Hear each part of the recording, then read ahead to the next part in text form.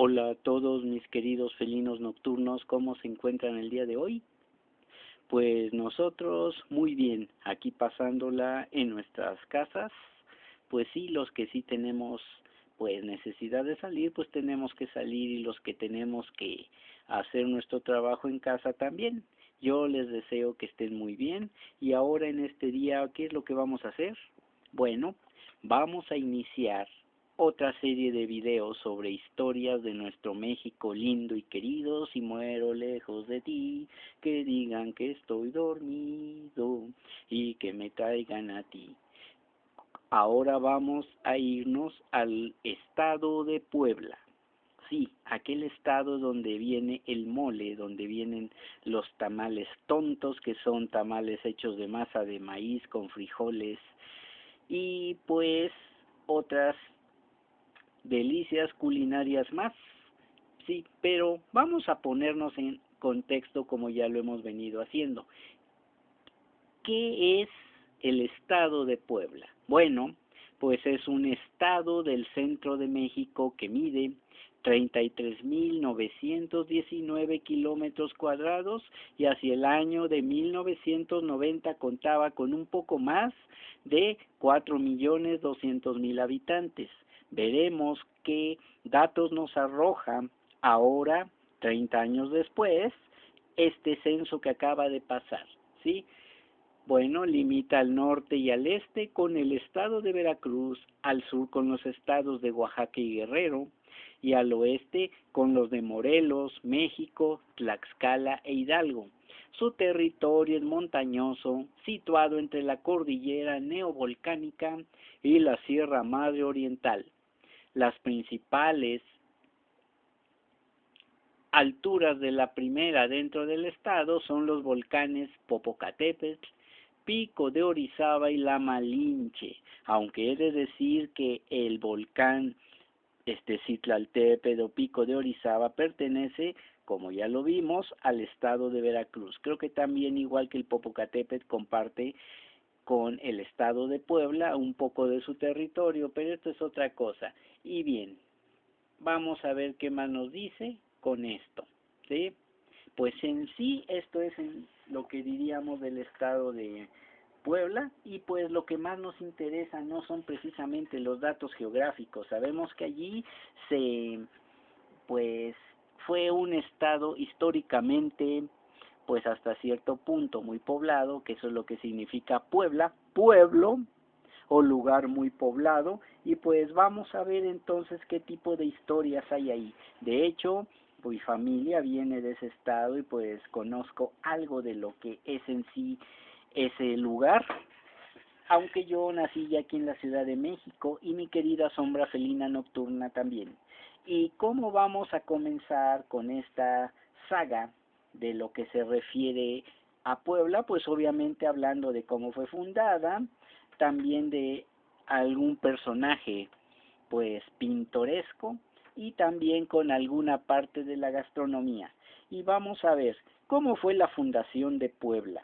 Pues nos dice la historia que el primer obispo de la Nueva España, fray de la Nueva España, bueno, fue Fray Juan de Zumárraga, pero el primer obispo de Puebla fue Fray Julián Garcés.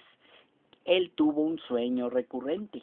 Él se veía caminando y buscando un lugar para fundar una ciudad. Después de un largo camino veía un hermoso valle color esmeralda cruzado por ríos cristalinos. En su sueño podía ver cómo el hermoso lugar se llenaba con la luz del cielo, y para terminar veía bajar a los ángeles, quienes en su vuelo comenzaban a trazar la ciudad. Es por eso que su primer nombre fue de los Ángeles.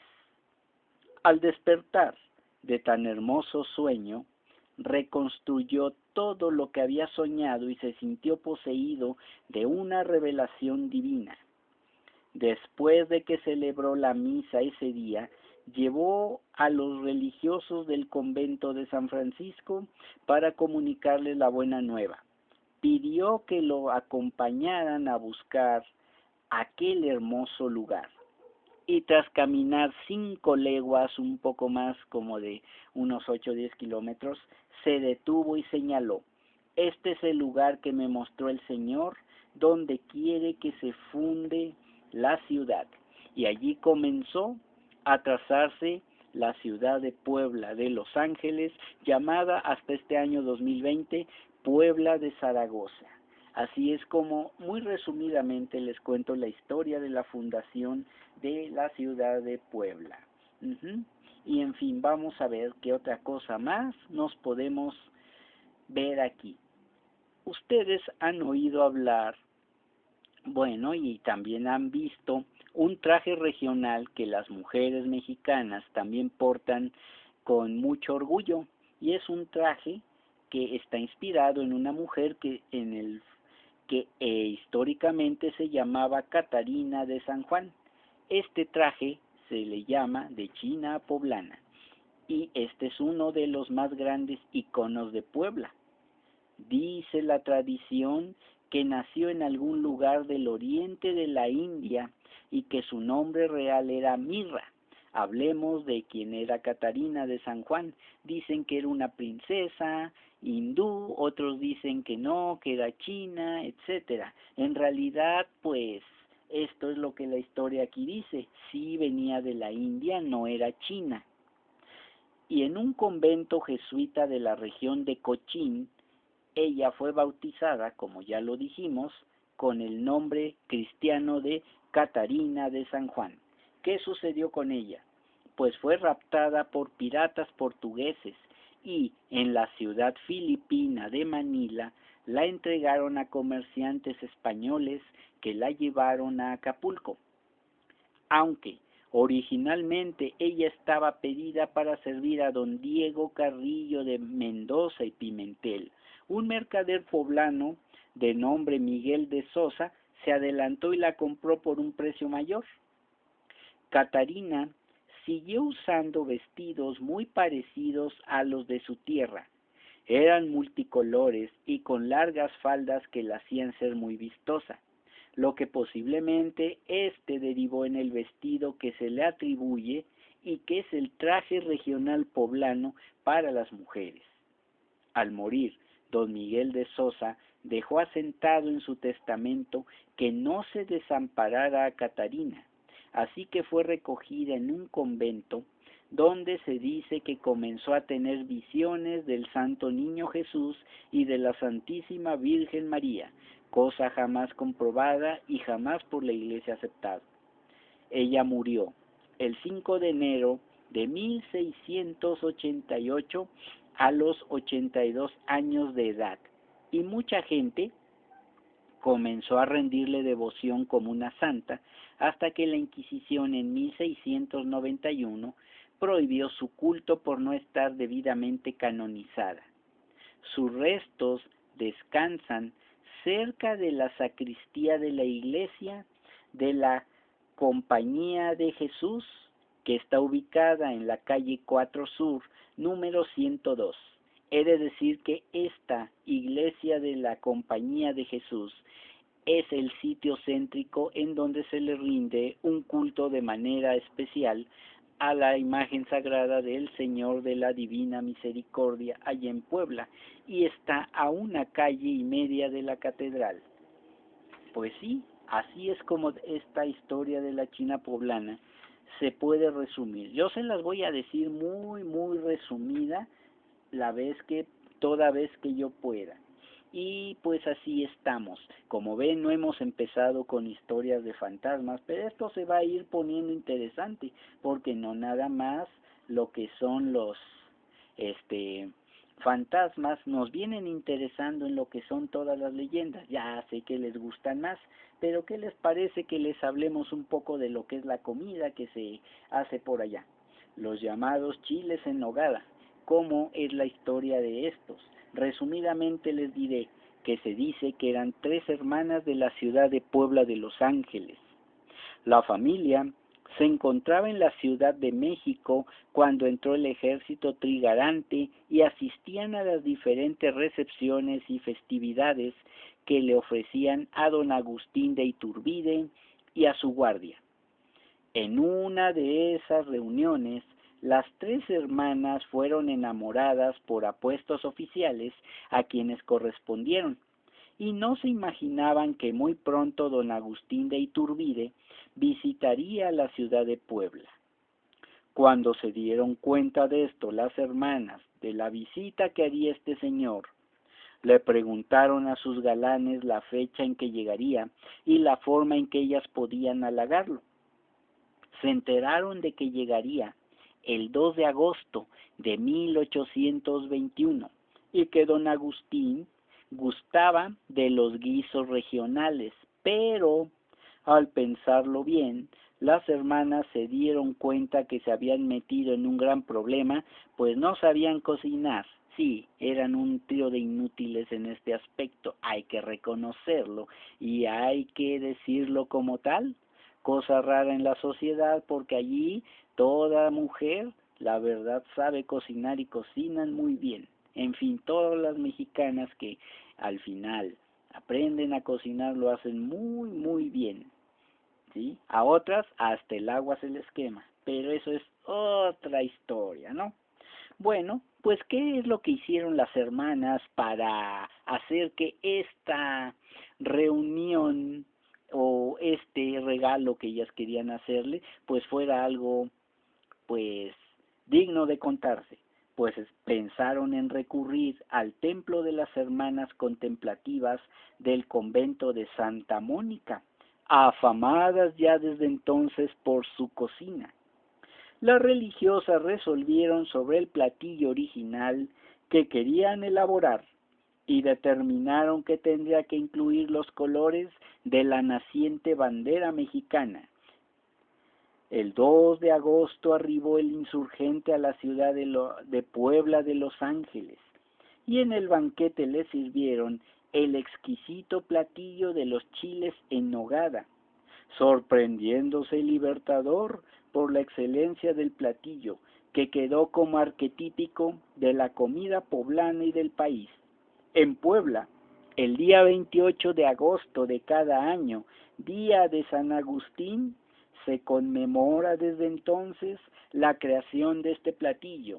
Ya quiere decir que preparar este platillo es algo medio laborioso porque hay que esperar a que haya determinados ingredientes, manzanas, ¿qué más? Duraznos, almendras, nueces, pasitas, carne de puerco molida o carne de res molida, hay quienes le ponen las dos, y pues obviamente el chile poblano y lo que es la nogada que lleva crema, que lleva nuez, obviamente por eso se llama nogada, otros le ponen azúcar, otros le ponen piloncillo y no sé qué tantas cosas le ponen para hacerla bien. La receta pues es medio extraña incluso para mí y pues hay que andar consiguiendo en el mercado todo. Es una delicia el platillo, sí, pero es muy laborioso y muy chocante. Mejor hay que seguir comiendo taquitos de papa. Vamos a seguir adelante con la historia, pero ahora del llamado mole. Sí, el mole poblano. Sí, aunque no lo crean, también tiene una historia. Y esta historia se remonta a la época precolombina. Se sabe que los mexicas ya preparaban para los grandes señores un platillo complejo llamado mulli o muli con doble L, que refiere a la variedad de salsas. Y hay varios relatos sobre el origen de este platillo. Una versión ubica el surgimiento del mole poblano en el ya citado convento de Santa Clara en la ciudad de Puebla, capital del estado del mismo nombre, cuando una monja, en un momento inspirado, seleccionó un manojo de chiles y diversos condimentos de su despensa, los asó y doró delicadamente para finalmente molerlos y guisarlos. No es todo, incluye aproximadamente 30 a 40 ingredientes. Ahorita también les comentaré algo más de esto. Estas monjas mantenían voto de silencio. Por ello, durante la mayor parte del día no podían hablar. Cuenta la historia que el aroma de los ingredientes que se desprendían de la molienda en el metate era tan agradable que todas sus compañeras dejaron sus actividades para ir a ver de dónde provenía el aroma tan delicioso. Viendo lo que pasaba, la Madre Superiora, rompiendo el silencio que debía guardar, dijo: «Hermana, qué bien mole», lo cual provocó las risas de las demás hermanas, que le corrigieron diciendo: «Se dice, qué bien muele, hermana, y es por ello que se le llamó mole a este platillo». Bueno, eso que se lo crea su abuela, ¿verdad? Pero yo no se las creo. Otra versión cuenta que el mole poblano, ya que la receta original usa cerca de 100 ingredientes, aunque aquí en mi familia lo conocen con un poquito más de 30, 40 ingredientes, y de todas formas queda muy sabroso, fue creado en Puebla de Los Ángeles en el siglo XVII por la hermana Andrea de la Asunción, monja dominica del convento de Santa Rosa. Y hay otra leyenda aún que dice que Juan de Palafox, virrey y arzobispo de Puebla, visitó su diócesis y que en un convento de ahí mismo se le ofreció un gran banquete, para el cual los cocineros de la comunidad religiosa se esmeraron especialmente. El cocinero principal era Fray Pascual. Ese día el monje estaba particularmente nervioso y comenzó a regañar y a reprender a todos sus ayudantes. De inútiles, de perezosos, de buenos para nada, no los bajaba, en buen lenguaje de un buen cristiano, en vista del desorden que imperaba en la cocina, pues ya iba a ser el día y estos no habían preparado ni el agua para hervir.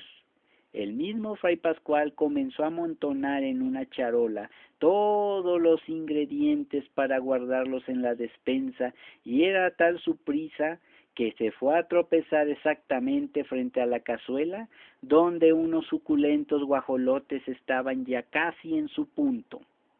Pues allí fueron a parar los chiles, trozos de chocolate y las más variadas especias, echando a perder la comida que debía ofrecerse al virrey para acabarla de tiznar. Sí, porque se estaba cocinando en una estufa de leña, por eso dije que se acababa para acabarla de tiznar. Bueno, fue tanta la angustia de Fray Pascual que éste comenzó a orar con toda su fe, justamente cuando le avisaban que los comensales estaban sentados a la mesa. Un rato más tarde, él mismo no pudo creer cuando todo el mundo elogió el accidentado platillo. Por eso les digo que esta también que se la crea su abuela. ¿Cómo es posible que nada más poniendo todo ahí sin moler ni nada haya quedado así? ¿Verdad? No obstante, lo seguro es que el mole no es producto de una casualidad, sino del resultado de un lento proceso culinario iniciado desde la época prehispánica y perfeccionado durante el virreinato, cuando la cocina mexicana, mestiza por naturaleza, se enriqueció con elementos asiáticos y europeos. Porque ¿qué cosa es lo que llega a incluir el mole poblano en su hechura? Obviamente, pues un montón de chiles que la verdad no me conozco, entre ellos creo que es el mulato, otros el chile de árbol, y no me acuerdo qué tantos chiles más lleva ahí. ¿Lleva cacahuates? Sí, lleva cacahuates tostados, también lleva almendras, lleva clavos de olor, lleva cominos, lleva canela, lleva azúcar, lleva chocolate. A veces le ponen una tortilla quemada, le ponen también un poco de pan, le llegan a poner galletas marías o galletas de animalito, obviamente que también lleva un poco de lo que es manteca o grasa de cerdo, le ponen jitomate, le ponen tantas cosas. Yo recuerdo a mi abuelita Carmen, cómo ella misma hacía su mole, y lo hizo en toda su vida. Por lo menos en el tiempo que estuve con ella, lo llegó a hacer 3 veces, y la veía como estaba inclinada en lo que era el metate, muele y muele y muele y muele, así como muelen las abuelitas tan cariñosas, tan hermosas en ocasiones, ¿verdad? Pues así es como era la historia que resumida de lo que es el mole poblano. Y cada vez que ustedes se coman unas ricas enchiladas de mole poblano, con su queso, con su pollo, su guajolote, o por qué no, con su carne molida, bien sazonada, también con especias que forman parte de la enchilada, pues acuérdense de la historia de cómo dicen que se originó. ¿Cómo ven, mis queridos felinos nocturnos? ¿Creían ustedes que la comida no tenía historia? Pues no, fíjense que sí tiene historia, y pues aunque no nos digan realmente, porque hay que ver, hay que hacer estudios realmente serios para ver cómo realmente fue la historia en sí de la preparación de este platillo, pues eso que quede ya como anécdota, puesto que nunca se van a poner de acuerdo ni los mismos poblanos ni nadie más. Por cierto que hay un pique entre el mole poblano y el mole oaxaqueño, el mole negro. Lleva más o menos los mismos ingredientes y la preparación es muy parecida, ¿sí? Pero aquí entre nos, pues no sé por qué, pero el mole poblano me ha gustado más que el mole negro. Y no es que sea yo discriminatorio, pero es que mi familia es de Puebla. Con eso les digo todo. Y pues vamos a seguir con lo que son las historias sobre la comida que tenemos aquí, que viene de aquel lugar, a más de 100 kilómetros de la Ciudad de México, en fin. Y hay otros dulces tradicionales, por ejemplo, que se venden en lo que eran las casetas, ya para venir a la Ciudad de México, que son los camotes de Santa Clara. Y pues la palabra camote procede del náhuatl camotli, y se trata de una planta de la familia Hipomoea batatas, que es muy empleada en México para preparar dulces. En muchas ciudades del país existen todavía personajes conocidos como camoteros, quienes, con su carrito de lámina que nos recuerda un ferrocarril, emite un chiflido muy característico, anunciando su presencia para los antojados compradores. Haciendo una pausa aquí, ¿qué es un camote? Pues es un tubérculo muy dulce, que lo ponemos a cocer en agua y que no lo podemos comer así directamente. Hay quienes le agregan lo que sería la famosa lechera, o le ponen miel, o le ponen azúcar, o le ponen crema. Esto ya sería descomponer un poco lo que es este alimento tan nutritivo, pues este sí tiene varios nutrientes, especialmente betacarotenos y muchos antioxidantes más. Es bueno siempre y cuando no se combine con tanta azúcar. ¿Qué es lo que hacen los carritos? Pues obviamente es una especie de tambo que le ponen, que lo acuestan, le ponen ruedas, le ponen fuego, y pues algún día voy a filmarles un carrito, me voy a poner de acuerdo con el camotero que todavía pasa por aquí después de que termine esta situación. Yo espero poderlo hacer para que les muestre cómo es un carrito de camotes, ¿sí? Es muy chistoso porque sí, es cierto, contaminan un poco, pero sí tienen un chiflido característico. Es como si fuera el ferrocarril, ya nos los han dicho, pero empieza. Bueno, no me salió, me falta un poco de agua porque tengo la boca un poco seca. Pero en fin, vamos a seguir con lo que es el dulce de camote. Puebla sobresale en la preparación de los dulces de camote. Allí se emplean en su preparación azúcar y esencias de diversos sabores, y su historia es la que sigue. En el siglo XVIII, en una población muy cercana a la ciudad de Puebla, existía un convento de monjas que aceptaban niños para educarlos. En cierta ocasión, uno de estos niños, que era muy travieso, vio como una de las monjas encargadas de la cocina ponía una olla de agua al fuego. El niño decidió echar un camote al agua y agregarle azúcar, a fin de jugarle una broma a la monja.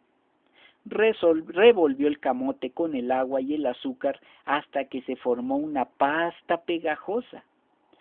Cuando la monja se dio cuenta de lo que había en la olla, trató de limpiar dicha masa, y al oler su dulzura decidió probarla y, ¡oh, sorpresa! La pasta sabía deliciosa. La religiosa dio a probar el dulce a sus compañeras, quienes lo encontraron muy sabroso. Le agregaron a la pasta algunos sabores, le dieron forma tubular, lo pusieron en papel y lo convirtieron en el famoso dulce poblano. De esta leyenda existe otra versión en la cual se relata que una muchacha procedente de Oaxtepec, Morelos, llamada María Guadalupe, llegó como candidata de novicia al convento de Santa Clara de Jesús en Puebla, que también es un pueblito que está ya muy cercano a la actual capital, Puebla de Zaragoza. Pasado cierto tiempo, la muchacha quiso obsequiar a su padre, a quien extrañaba mucho. Fue a la huerta, recogió varios camotes y los coció junto con raspadura de limón y azúcar.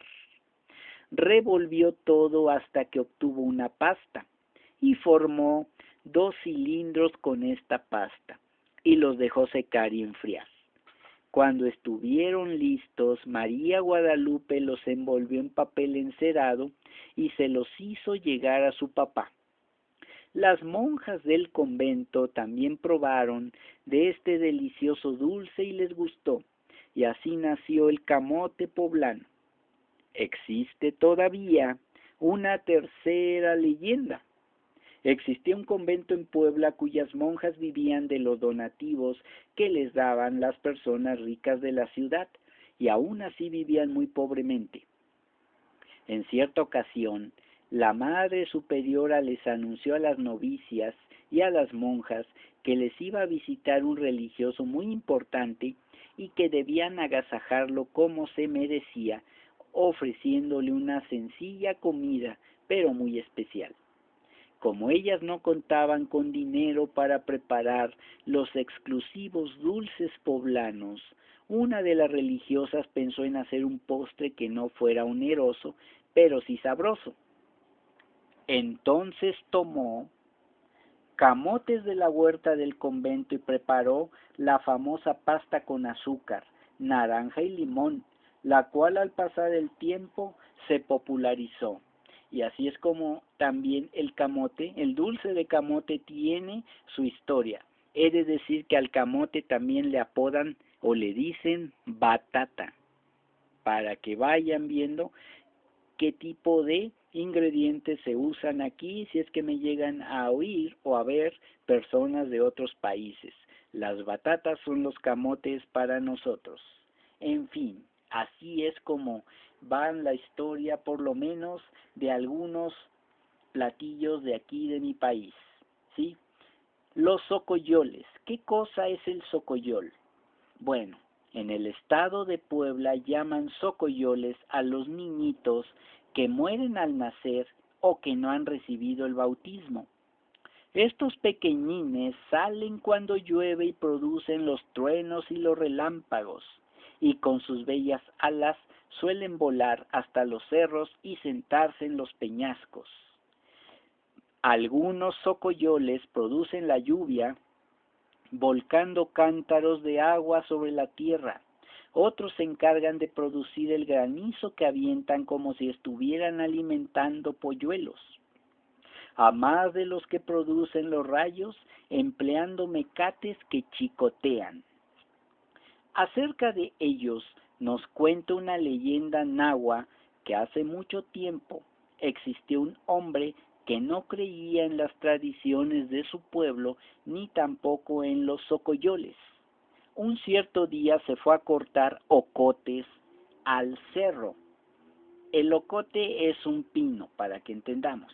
De repente vio a un niñito con alas que estaba atorado en la rama de un árbol de ocote.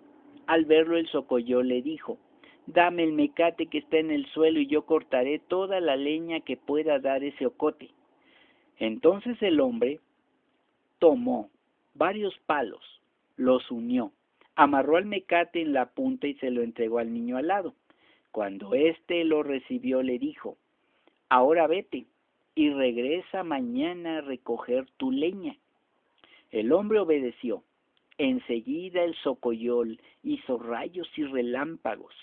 El árbol de ocote se rompió y se formó mucha leña.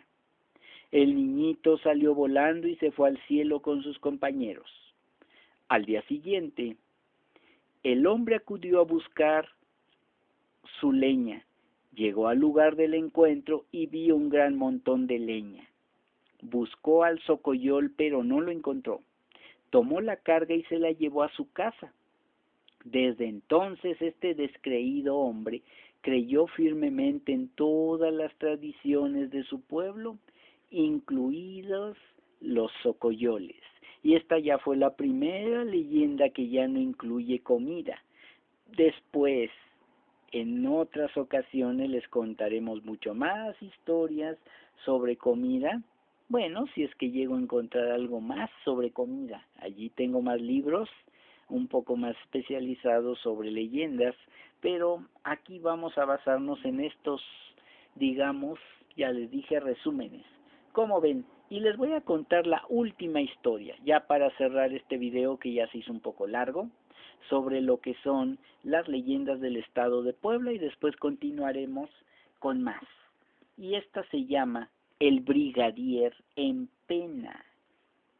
Vamos a ver qué cosa es lo que nos dice. Pues esta es una historia que se cuenta en la zona de Zacatlán, cuyo nombre significa lugar donde abunda el zacate, y al cual se le conoce también como Zacatlán de las Manzanas, y en el nombre lleva la virtud. Durante la lucha independentista, el insurgente Francisco Osorno tomó la ciudad que se encontraba en manos de los españoles y la convirtió en su centro de actividades militares. Osorno había nacido en Chignahuapan, donde hay unos grandes baños termales actualmente muy buenos. Nació el 19 de marzo de 1769 y fue un gran militar que consiguió muchas victorias en la lucha armada contra los colonialistas. Antes de unirse a los insurgentes, había sido procesado como ladrón de caminos en la misma Puebla. Y es de todo sabido que cometió una serie de tropelías antes de convertirse en militar. En Zacatlán existe un templo dedicado a San Francisco, y se dice que en él se aparece el fantasma de Osorno. Al dar la medianoche, dentro del templo se aparecía el fantasma del militar, quien vestido como tal, se arrodillaba ante el altar y gemía lastimosamente.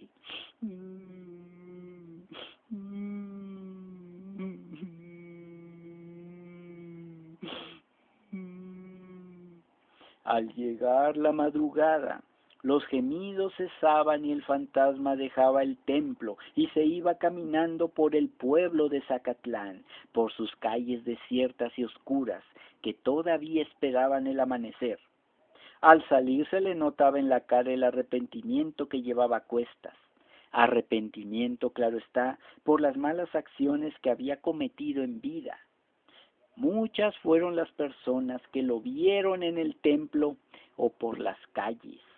La población vivía asustada y temerosa de encontrarse con él por casualidad. Casualidad no es embriagarse hasta las 3, 4 de la mañana, ¿eh? En cierta ocasión, un centinela que hacía su ronda frente al cuartel vio pasar una sombra y al momento gritó: «¡Alto ahí! ¿Quién vive?». A lo que una siniestra voz le respondió: «Soy el brigadier Francisco Osorno y estoy pagando por mis delitos». El centinela, muy asustado, miándose del susto, corrió al cuartel a dar cuenta a sus superiores de la aparición fantasmal. Tanto fue su espanto que pasados 7 días murió de puro susto. Se propagó el pánico, nadie quería ya salir de sus casas y tenían miedo de acudir a misa al Santo Templo de San Francisco. Ante esta situación, el sacerdote de la iglesia se armó de un crucifijo, velas y agua bendita, y ayudado por el sacristán, recorrió todo el pueblo bendiciéndole, esparciendo el agua bendita y pidiendo al Altísimo que los protegiera del fantasma. A los pocos días de realizado esto, el fantasma ya no volvió. Se había ido a pagar sus culpas a otro sitio, o tal vez ya había sido perdonado por sus fechorías. ¿Y ustedes qué creen que haya pasado aquí, mis queridos felinos nocturnos? Pues yo creo que algo maravilloso para que el fantasma dejara de molestar, ¿no creen? Pues sí, mis queridos felinos nocturnos, así son parte de las historias de este estado maravilloso que es el estado de Puebla. Y pues hasta aquí dejamos este video porque creo que ahora sí ya pasó de media hora, pero pues la hemos pasado muy a gusto, la sombra felina nocturna y yo creo que también ustedes. Pues bien, suscríbanse al canal, activen la campanita de notificaciones, escriban sus impresiones y comentarios aquí abajo en la caja de comentarios. Pues compartan el video en sus redes sociales y activen la campanita de notificaciones para que cada vez que yo suba un video, pues YouTube, si tiene la gracia divina, les avisará que ya hay otra historia espeluznante, otra historia fantasmagórica o algo que yo les haya querido grabar ese día para todos ustedes.